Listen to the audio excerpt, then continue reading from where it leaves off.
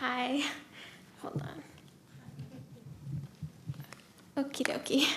I'm Muse McCormack, and I really like reading beside writing. I like writing as well, which is why I'm here.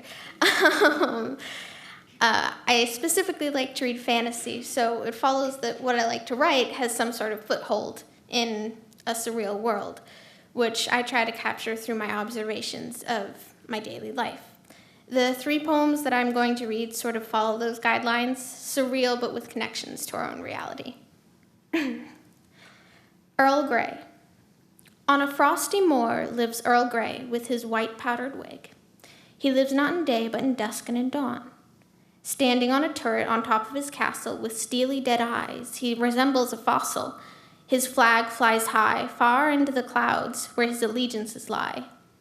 Instead of a moat, he is a field of poppies, where his blood-red coat blends in entirely. At the center of his abode, he has a well, and if you look into it, you can see the burning fires at the center of hell.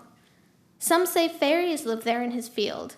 They slumber on dewy petals. They flit about his silent body, blowing off dust that settles on his lashes.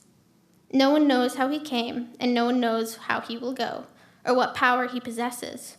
But when he sighs, a new layer of fog marches across the sky. Happiness. A merry banjo plays with lute and violin. Little slippers bounce, creating an ancient hymn. Thrum, thrum, thrum, thrum, thrum, thrum. Dancing on the hill, laughter rings out. Children's hair whips about. Girls in grass-stained dresses roll down the hill. Ribbons flutter through the air, joining birds whose joy we share.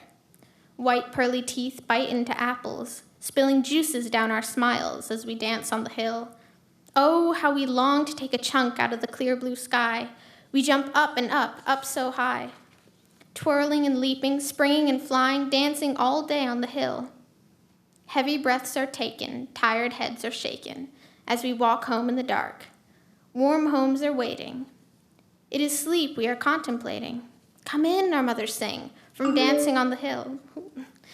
I won't tell you of the sad times or the bad times to come, of the silent voices singing or the funeral bells ringing. Instead, I leave us tired and happy from dancing on the hill. And finally, this water is thicker than blood.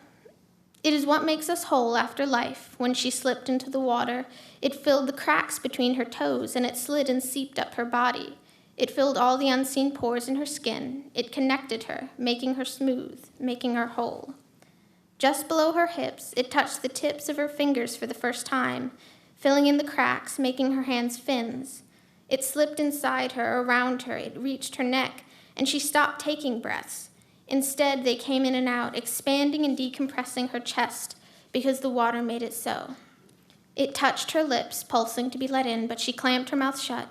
It filled her nose, her ears, her eyes, distorting her senses, making them clear, because the water made it so. Her hair became a halo and her body blurry at the edges, melting in the water. She broke the surface and everything flooded in, distorting and fracturing.